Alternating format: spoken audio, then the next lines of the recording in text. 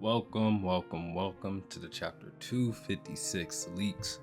Guys, this chapter has a lot going on. It's gonna drive everybody crazy. We have Sukuna, Yuji, everybody's turning up in this chapter. It's a great chapter for all sides included. With that being said, gotta give thanks to Nier per usual. We'll just go through the chapter. I'll give my thoughts at the end. Brief thoughts, no analysis, anything like that. I'll save that for the review.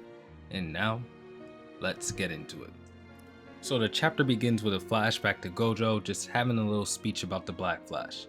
He's then asked by somebody why he can't intentionally use Black Flash, and he's thinking to himself, why would they even ask if he can do this? But then it clicks in his mind. Since he can see cursed energy with the 6 eyes, people think he can see when to do a Black Flash. But even then, he's like, it's not that simple. He goes on to say that there is no definitive answer to the activation of Black Flash. When he goes all out, he imbues his curse technique in his punches, but even so, hitting a Black Flash will always depend on luck, even for Gojo himself, who can see all cursed energy with his 6 eyes.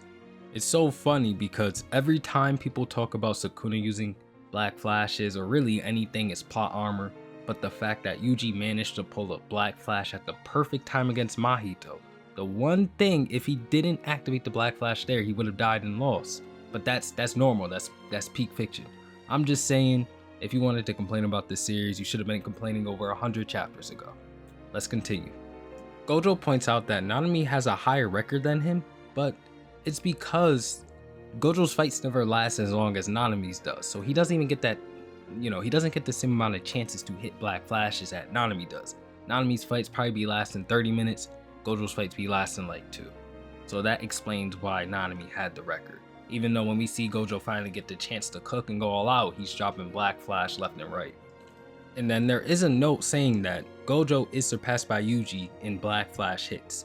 This is phrased in a more prospective way, meaning that this is going to happen in the future. We are going to see Yuji surpass Gojo in Black Flashes, which means that Yuji will be hitting a Black Flash in this chapter, or in this fight, or in the future.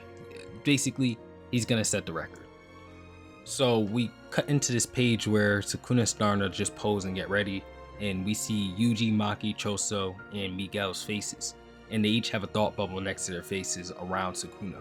Miguel says this is bad because Sukuna's about to gain momentum. Yuji wonders if Sukuna's gonna get his RCT output back like Gojo.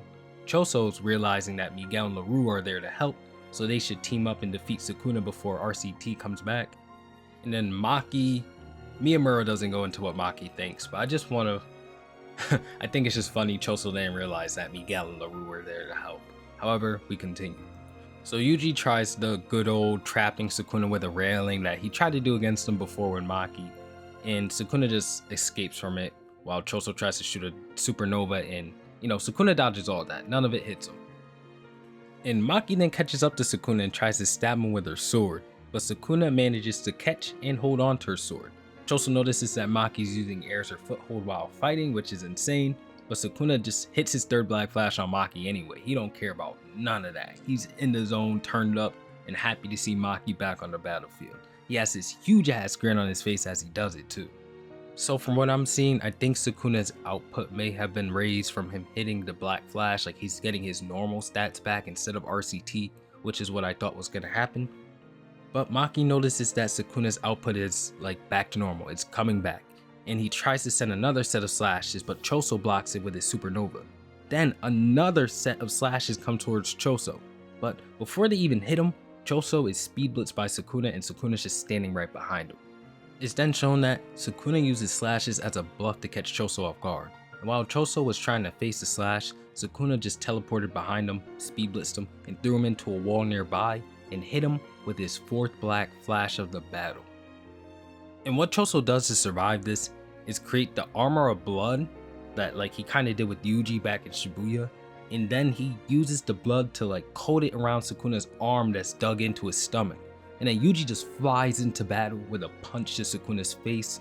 And you know how Yuji gets in these fights. When it's time to end things, he just starts turning up, and we're about to see it here. And then Choso begins to speak, saying, no matter how many times Sukuna hits a Black Flash and regains his momentum, if Yuji hits him with his punches, Sukuna's cursed energy output and control over Megami's body is going to get dull. And then Miguel picks up LaRue saying that they've done enough in this battle, so they should just retreat now. But LaRue says he's not going to retreat because he still has something he needs to do. This could be related to what him and Yuki were talking about back in Shibuya, because if you remember, when Yuki came to save everybody, she was like, I need to buy time for LaRue to move. And we know Yuki does all these things with the soul, and she has the most information on the soul in the series, so I think it's something like that. So Yuji just continues to push this battle, right? He's the only one on the battlefield who's fighting. It's Yuji versus Sukuna one-on-one at last. And Sukuna tries to smash him into the ground, but Yuji instantly hits him with piercing blood. And now I think me and tons of other people called this from a mile away. The fight was going to end with Yuji versus Sukuna being the one-on-one. And from here on out, things start to ramp up 1,000-fold. Let's just keep going. Oh yeah, and editors know, I'm coming back to this and I'm saying that I just went over Yuji using piercing blood outright, just saying it. I guess this confirms that his curse technique is blood manipulation, guys. We finally got an outright confirmation. So yeah, there we go. Sukuna manages to push him away, but Yuji immediately gets into the zone. This is when Yuji starts cranking out these black flashes. The narrator even goes to say that Mahito was able to sense the black flash coming from Yuji. And similarly, Sukuna sensed that Yuji's about to hit the black flash, but his consciousness forcefully diverted somewhere else. It's then explained that LaRue's curse technique not only makes him grab a physical body, but if he has grabbed a hold of someone, he can grab their hearts as well. Well, hearts in this context means like consciousness, attention, something like that. So I guess that's what he was going for when he said he had something else to do. My guess was immediately proven wrong. So I'm sure this is the moment you were all waiting for. The moment I mentioned at the beginning of the chapter. Yuji hits the black flash on Sukuna. And it's a complete page. It just looks stunning. There's black electricity everywhere as Yuji pins Sukuna into the wall like he did to Choso. You love to see. And the final page is like absolutely insane. This is break week. You know it's break week when we get in this. The narrator states by unlocking his potential through Black Flash amidst the scattering black sparks, Yuji Itadori awakens. And in his eyes, they look rabid. They look like he's about to go completely nuts. And I have to say, this chapter was completely insane. But when I really sit back and think about it, Miguel contributed absolutely nothing to the fight. He breakdanced for 5 minutes and said, I gotta get the hell out of there. So I don't know how I'm gonna put him in my rankings when I'm done with this series, but I had to point that out. It really looks like Miguel's contributing nothing here. But yeah, that's how the chapter went. It's completely insane and fire. I can't wait to bring this to life and animate it in my review. It's gonna be so lit. As for like my real deep thoughts, I want to reserve my thoughts for the review again because the leaks are very, not unreliable per se, but they never provide enough details. They're always missing something. I don't think I should make a review off of leaks, so I'll wait for the chapter to come out before I really analyze it and, go through a lot of these events in deep detail. With that being said, if you enjoyed the video, thank you so much for watching. I always appreciate the love, and I'll catch you guys in the review this week. Peace out.